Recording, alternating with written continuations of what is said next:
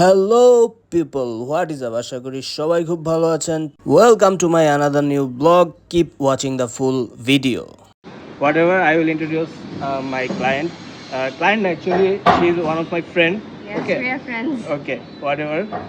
ও হচ্ছে Mehak. Basically, fashion designer and model. And এটা আমারই ডিজাইন করা, তো এটারই সাবমিশনের শুটটাই আজকে আমরা করতে এসেছি।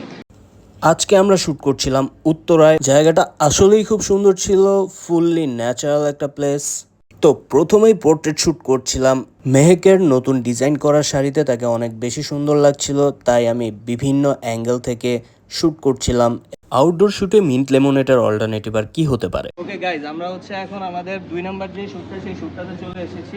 ভাইয়ের নামটা কি? আমার নাম তানমিন আদি। আচ্ছা, আদি ভাইয়ার হচ্ছে যে দুর্গাপুজোর এই যে থিমটা, এই থিমের উপর হচ্ছে আমরা সেকেন্ড শ্যুটটা করছি। এই থিমটা হলো দুর্গাপূজা থেকে করা, ইন্সপায়ার হয়েছে আমি দেবদাস থেকে। আপনারা জানেন যে ঐশ্বরের যে লাস্ট সিনটা ছিল দেবদাসে, অনেক লম্বা একটা শাড়ি ছিল যে ও দৌড়ায় যাচ্ছিল, ওখান থেকে ইন্সপায়ার হয়ে শাড়িটা ক্রিয়েট করা। আর আমাদের সাবমিশনের জন্য এই শ্যুটটাই আমরা করতে এসেছি ভাইয়ের কাছে।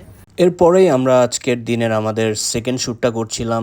গ্রাউন্ড থেকে সবুজ ঘাসের একটা ফিল পাওয়ার জন্য আমি প্রায় মাটিতেই বসে পড়লাম। আপার অ্যাঙ্গেল থেকে কিছু ছবি নেওয়ার জন্য আমি বেঞ্চের উপর দাঁড়িয়ে গেলাম।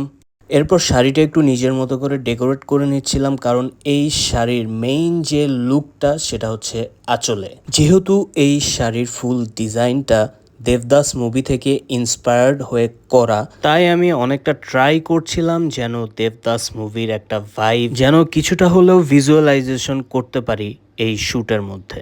সবার লাস্টে আমরা এই রেস্টুরেন্টের একটা ইউনিক রুমের মধ্যে আমরা ছবি তুললাম, যেখানে অ্যান্টিক ফার্নিচার দিয়ে ওরা রুমটা ডেকোরেশন করছে, যদিও এখনও কমপ্লিট হয়নি।